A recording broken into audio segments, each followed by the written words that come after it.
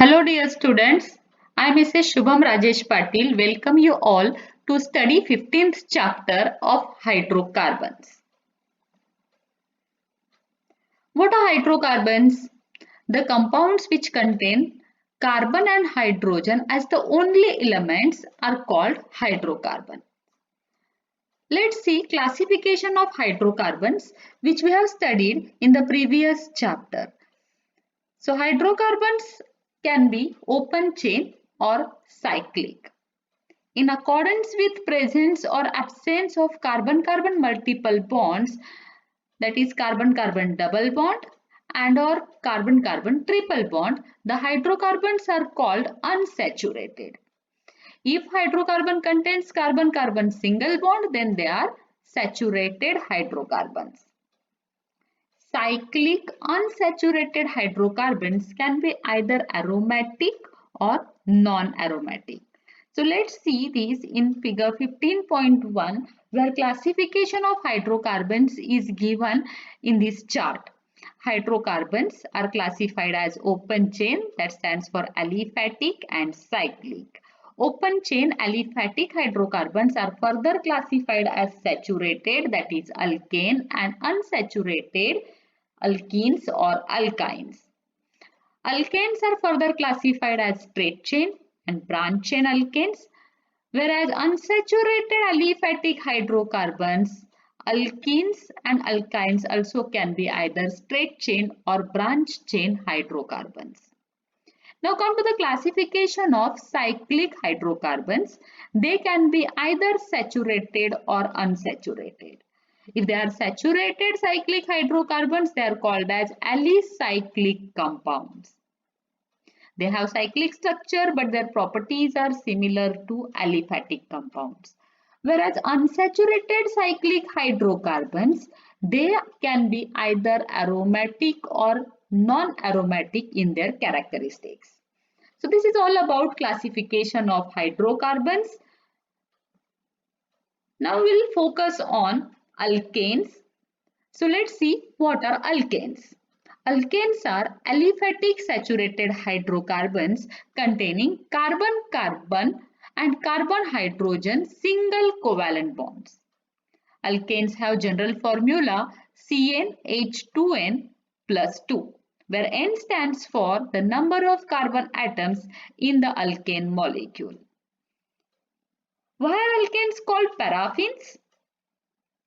Alkanes contain only carbon-carbon and carbon-hydrogen single covalent bonds. They are chemically less reactive and do not have much affinity for other chemicals. So they are called as paraffins.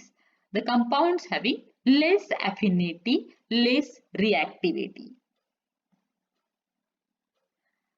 Now come to the topic of isomerism in alkanes. Students, you all know the process of isomerism where two molecules have same molecular formula but different structural formula. So alkanes with more than 3 carbon atoms generally exhibit structural isomerism, and in particular they will show chain isomerism. This is discussed in detail in the section 14.5.1 in the chapter number 14. Now let's see the structural isomers of butane and pentane in figure 15.2. C4H10 is the molecular formula for butane, and you can see over here two different structures of butane. In structure number 1 we have all the 4 carbon atoms present in straight continuous chain, whereas in the structure number 2 3 carbon atoms are present in the straight chain and 1 is present as the branch at the middle carbon atom. So this is butane and 2-methyl propane. These two are structural isomers, especially chain isomers of butane. Come to the example of pentane having molecular formula C5H12. And you can see over here 3 different structural isomers of pentane: N-pentane, that is normal pentane, isopentane and neopentane. All of them have the molecular formula same C5H12, but their structural formula is different because of the variation in the chain of carbon atoms. The number of possible structural isomers increases rapidly with the increase in the number of carbon atoms. This is very much clear from this table. As the number of carbon atoms are increasing, the number of isomers also are increasing. Like say with one carbon atom, we have the alkane methane with no isomers. With two carbon atoms, ethane has again no isomers. And with three carbon atoms, propane also doesn't show the process of isomerism. With four carbon atoms, just now we have seen two isomers of butane, and with five carbon atoms, pentane is exhibiting isomerism with three possible isomers. In the same way, with six carbon atoms, hexane has five possible isomers, and this is your homework to draw all those five possible isomers of hexane. Let's see the topic of conformations in alkanes. Alkanes have only single bonded atoms. Whether it is carbon-carbon bond or carbon-hydrogen bond, all the bonds are single covalent bonds. A single covalent bond is formed by coaxial overlap of orbital and is called as sigma bond. So in alkanes, we have all the sigma bonds present. As a direct consequence of coaxial overlap of orbitals, a sigma bond is cylindrically symmetrical and the extent of orbital overlap is unaffected by rotation about the single bond, and therefore carbon-carbon bonds undergo rotation. In these GIFs, you can see the rotation of carbon-carbon single covalent bonds. So just see this first one. We have taken over here the example of ethane. This is one carbon atom attached to three hydrogen atoms. This is another carbon of ethane attached to three hydrogen atoms, and see how the bond carbon-carbon bond is rotating, and we are getting different possible structures which are called as conformations. The atoms bonded to one carbon atom of single bond change their relative position with reference to the atom on the other carbon atom of that bond on rotation of that carbon-carbon single bond. The resulting arrangements of the atoms in space about the carbon-carbon single bond are called conformations. Innumerable conformations result on complete rotation of a carbon-carbon single bond through 360 degree. So there are n number of possible conformations. In chapter number 14, you have learned about isomerism, and the phenomena of existence of conformation is a type of stereoisomerism. The conformational isomerism of conformations or conformational isomers interconvert by rotation about a carbon-carbon single bond. Out of infinite conformations of ethane molecule, two are extreme and are called staggered and eclipse conformation. They are represented by Sohor's formula and Newman projection formula as shown in figure 15.3. So just see over here that in Sohor's formula, staggered conformation will look like this, whereas eclipse conformation, where hydrogen and hydrogen will eclipse each other, will be observed. Conformational isomerism in other alkanes is more complex. In 15.1.3, we'll see industrial preparation of alkanes. So first method is as the industrial source from where we'll get different alkanes. Crude petroleum and natural gas are the source of alkanes. Dead plant buried under earth billions of years ago got converted into crude oil under the high temperature and pressure conditions. The crude oil collected in dome-shaped cavities under the earth's surface, which we call oil wells, and alkanes are obtained by fractional distillation of crude oil in oil refineries. Now let's see some of the methods of preparation of alkanes. From unsaturated hydrocarbons, alkanes can be prepared. Catalytic hydrogenation of alkenes or alkynes with dihydrogen gas gives corresponding alkane. Finely divided powder of platinum or palladium catalyze the hydrogenation of alkenes and alkynes at room temperature. Relatively high temperature and pressure are required with finely divided nickel as catalyst. These reactions you can see from alkenes how to prepare alkane. Here we have taken ethene containing two carbon atoms and carbon-carbon double bond is present. We have added dihydrogen H2 over here in presence of either platinum or palladium at room temperature or nickel at high temperature and high pressure. This carbon-carbon double bond will open up and two hydrogen atoms will get added up to each of the carbon, resulting in formation of single bond compound, that is ethane. In this way, ethene can be converted into ethane. In the same way, you can convert the molecule of propene into propane. We are carrying out the same reaction. In propene, you can see we have three carbon atoms and here is carbon-carbon double bond, that is unsaturation present, across which we are adding dihydrogen. So each of the carbon will take up one hydrogen atom and here you will see the valencies of carbon are now saturated with hydrogen.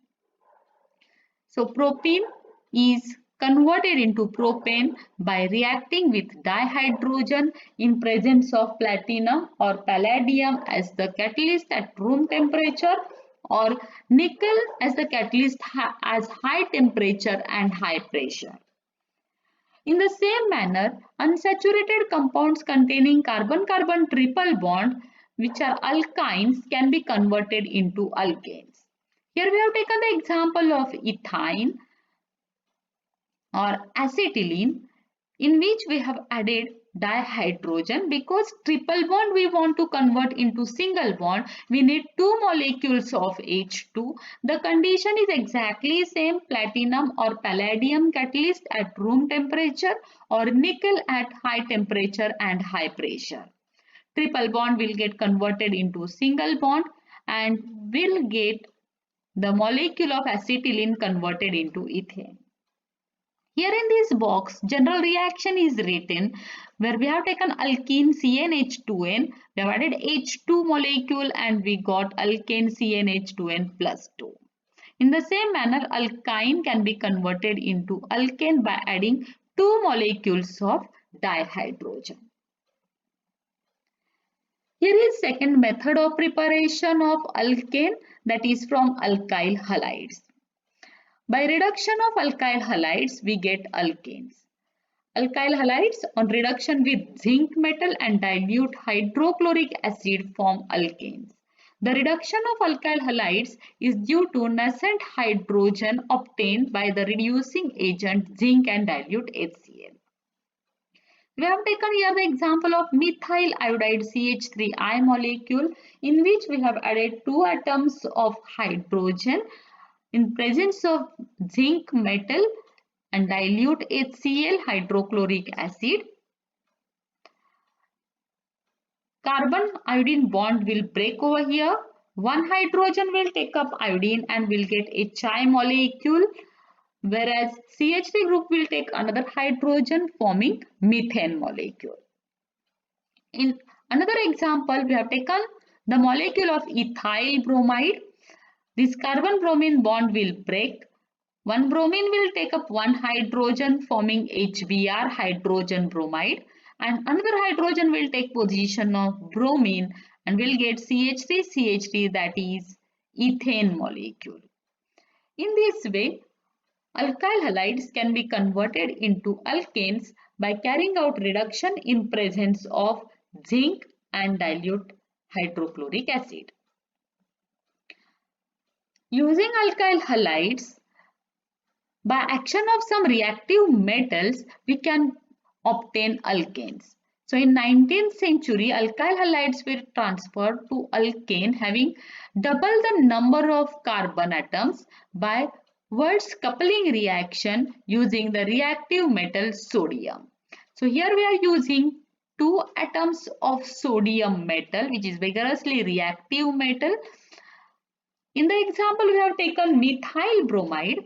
We are taking two molecules of methyl bromide, which will provide us two bromine atoms. Now, these two sodium atoms and two bromine will combine together to form two molecules of sodium bromide, and two alkyl groups will get linked to each other. That is why the reaction is called as coupling reaction, and we get CH3-CH3, that is ethane. So while starting the reaction, we have started with the compound having one carbon atom, and in the final product we are getting the alkane containing double the number of carbon atoms, that is with two carbon atoms ethane is prepared. This reaction is called as Wurtz coupling reaction, and it is carried out in presence of pure and dry ether as the solvent. By using magnesium metal, we can convert alkyl halides into alkanes. So, better methods using metals like magnesium, lithium were developed further. Grignard reaction is one of the new methods widely employed for preparation of alkanes. Grignard reagent is nothing but alkyl magnesium halide. They are obtained by treating alkyl halides with dry metal magnesium in the presence of dry ether. This on treatment with water will give us alkanes. Let's see how the reaction is carried out. Here the general reaction is written. Rx is alkyl halide. It is treated with magnesium metal in presence of dry ether, and magnesium being bivalent metal will complete its one valency with R group and another valency with halogen. In this way we got RMgX, which is alkyl magnesium halide, and it is called as Grignard's reagent. Now this Grignard's reagent RMgX is treated with water H2O molecule in presence of dry ether, and we got MgX combining with OH to form MgXOH, magnesium hydroxyhalide, and R group, alkyl group, will combine with hydrogen forming RH, that is alkane. In this way, Rx is converted into RH, that is alkyl halide is converted into alkane. Let's see the example. We have taken methyl magnesium iodide over here. It is treated with water in presence of dry ether.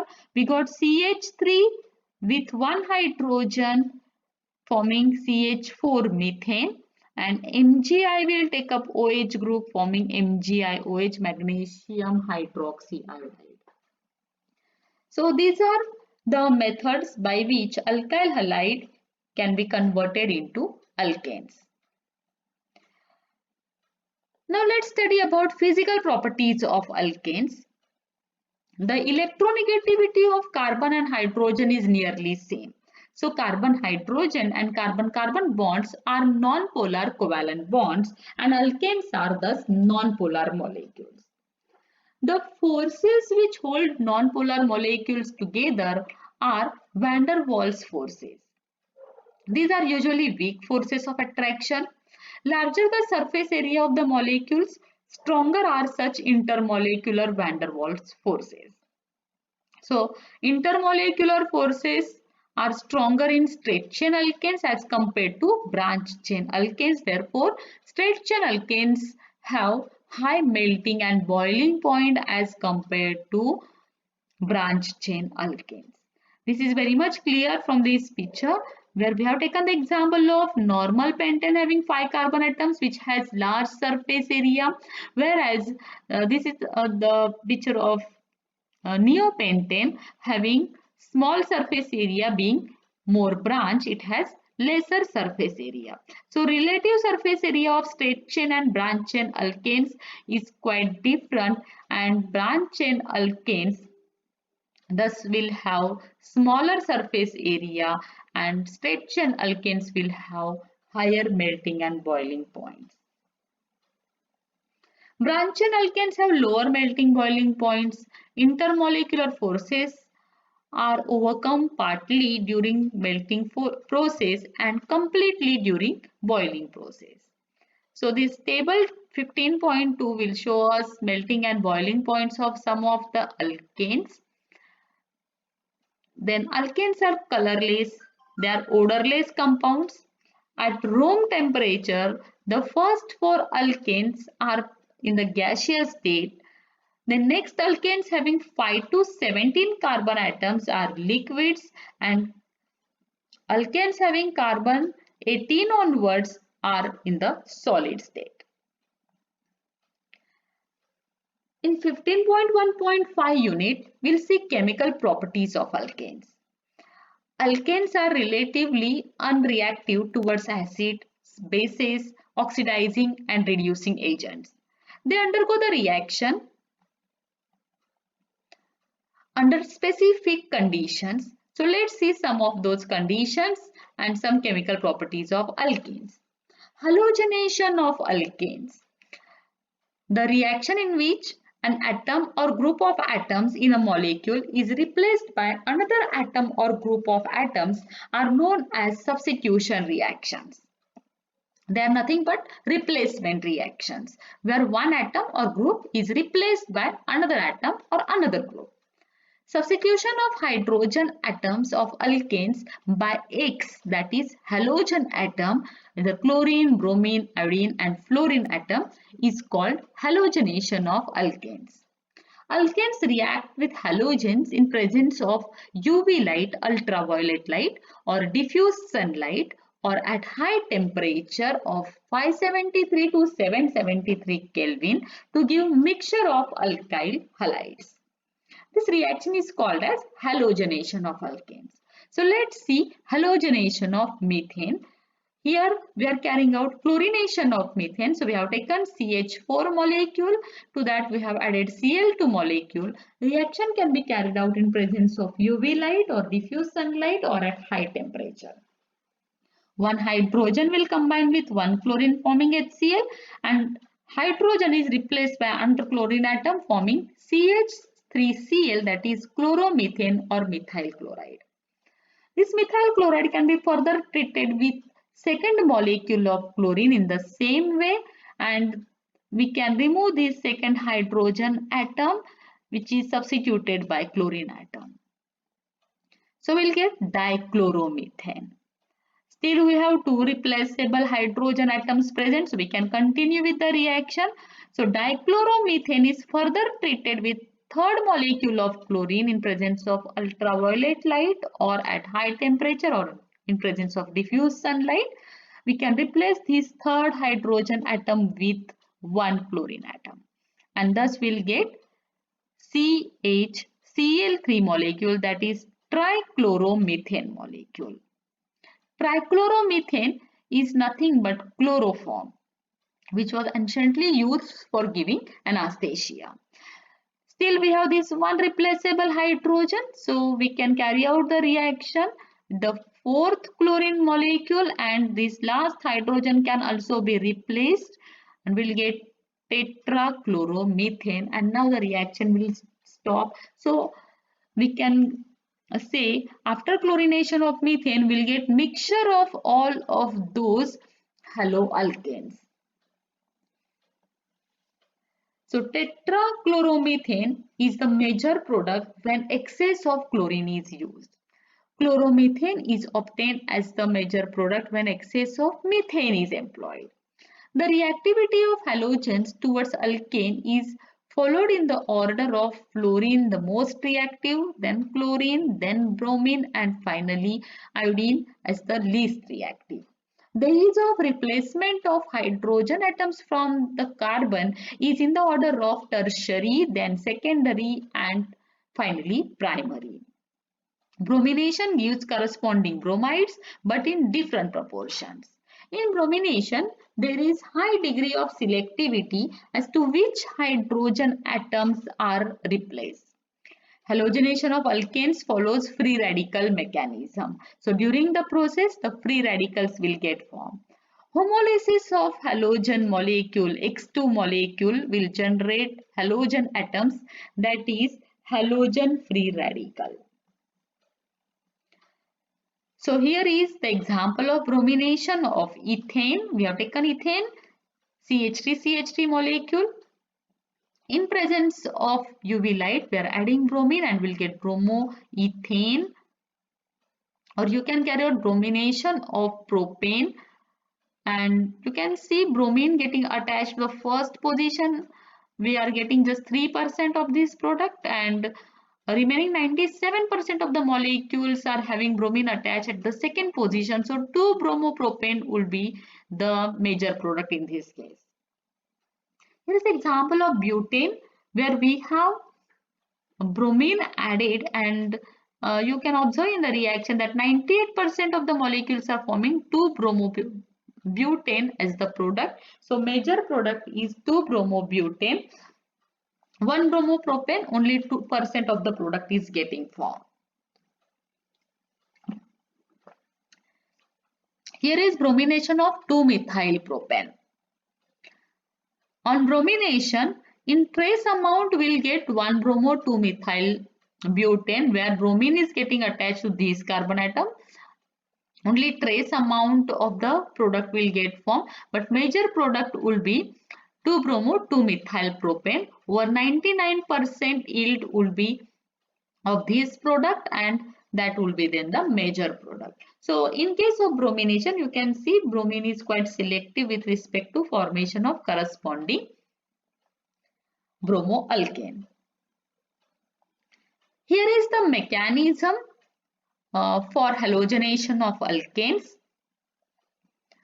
In the first step, chlorine-chlorine bond will break in presence of UV light, forming Cl dot Cl dot, that is chloride free radicals. Now these chloride free radicals will combine with alkane molecule. Carbon hydrogen bond will break, and thus carbon will take up its own electron. These dots are indicating free electrons which are present with carbon, and thus methyl free radical is formed. That is why we say the mechanism is followed through formation of free radicals. One hydrogen will get combined with this chlorine to form HCl molecule. The same thing you can observe in this GIF also. Further, in the third step of propagation, you can see CH3 dot will combine with chlorine, forming CH3Cl, and thus here we are getting a final product methyl chloride form with one chloride free radical. At the end, termination will take place, where all the free radicals will combine together, forming the final products. So, three steps of the mechanism will be initiation, propagation, and termination. Just see, chlorine-chlorine bond is breaking symmetrically, which is called as homolytic fission, and chloride free radicals are formed. This is initiation step. Further, chloride free radical will break up this carbon hydrogen bond. HCl will get formed, and methyl free radical is getting formed. Methyl free radical is combining with chlorine molecule, and one chlorine is taken up by it, forming CH3Cl, and thus our final product is formed. So it's about the mechanism for chlorination of methane, which is taking place in presence of UV light. Now let's see how the combustion takes place. Alkanes on heating in presence of excess of air or dioxygen are completely oxidized to carbon dioxide and water with the evolution of large amount of heat, and that is why alkanes are very good as fuels. Here you see the reaction of methane with oxygen. You will get carbon dioxide and water, and this delta CH0 indicates heat of combustion, and that is minus 890 kilojoules per mole. So if you are burning 1 mole of methane, you will get 890 kilojoules of the heat given out. Because heat is given out, here it is negatively indicated. The reactions are exothermic reactions. Heat is given out, and this amount of heat we are using as the fuel. Take the example of butane. C4H10 is undergoing combustion with 13 by 2 moles of oxygen O2, and you will get 4 carbon dioxide and 5 water molecules. Delta Hc for this reaction under standard conditions is minus 2875.84 kilojoules per mole. So such a high amount of heat is given out during the process, and that is why butane we are using as domestic fuel. Here is representative combustion equation for alkanes. Alkane is CnH2n plus 2. For balancing how many oxygen molecules we need are 3n plus 1 by 2, and then you will get n number of carbon dioxide molecule and n plus 1 number of water molecules with some amount of heat given out. So this is about combustion of alkanes. Now come to the pyrolysis reaction. Alkanes, on heating at higher temperature in absence of air, decompose to lower alkanes, alkenes and hydrogen, etc. Such breaking is called as pyrolysis or cracking. Here we have taken the example of C6H14 molecule. So this is hexane molecule we have taken at 773 Kelvin temperature. Molecule will break up. So 2 hydrogen atoms are given out in the form of H2 and we'll get C6H12, that is hexene molecule. Or carbon-carbon bond can break as 4 carbon and 2 carbon atoms are separated over here. Or you can see breakage of carbon-carbon bonds in 3 plus 2 plus 1 form. So likewise, bigger molecule is converted into smaller molecules during pyrolysis or cracking reactions. Here is one of the reforming reaction. A Stretchen alkane containing 6 to 10 carbon atoms are converted to benzene and its homologues on heating under 10 to 20 atmospheric pressure at about 773 Kelvin in the presence of V2O5, Cr2O3, MO2O3, etc. supported over alumina. The reaction involves simultaneous dehydrogenation and cyclization. This reaction is also called as aromatization or reforming reaction because aromatic molecule of benzene is getting formed during the reaction. This process is used in refineries to produce high quality gasoline, which is the fuel used in automobiles. Let's see how the reaction is taking place. Here we have taken N-hexane, normal hexane. In presence of vanadium pentoxide with 2O5 at 773 Kelvin temperature under pressure of 10 to 20 atmosphere, cyclization is taking place. Each of the carbon is giving out hydrogen atoms. Terminal carbon atoms will give out 2 hydrogen atoms, whereas these 4 secondary carbon atoms will give 1 hydrogen atom. So in all we'll get 8 hydrogen atoms and thus 4H2 will be produced. Then the first carbon will get linked to the last carbon and thus cyclic structure will get form of benzene. So this is called as cyclization. Dehydrogenation because hydrogen is removed. So reaction is involving simultaneous dehydrogenation and cyclization. Because the molecule of benzene, that is aromatic nucleus, is getting formed, it is aromatization reaction. What are the uses of alkanes? First, 4 alkanes are used as a fuel mainly for heating and cooking purpose. For example, LPG and CNG. CNG, petrol, diesel are used as fuels for automobiles. Lower liquid alkanes are used as solvent. Alkanes with more than 35 carbon atoms are tar-like and are used for road surfacing. Waxes are high molecular weight alkanes. They are used as lubricants to reduce frictional forces. They are also used for the preparation of candles, and carbon black that is used in the manufacture of printing ink, shoe polish, etc. So students, this is all about alkanes. We are with the chapter of hydrocarbons. So in the next section, we are going to study about alkenes. So thank you so much all of you for your kind listening. Have a nice time.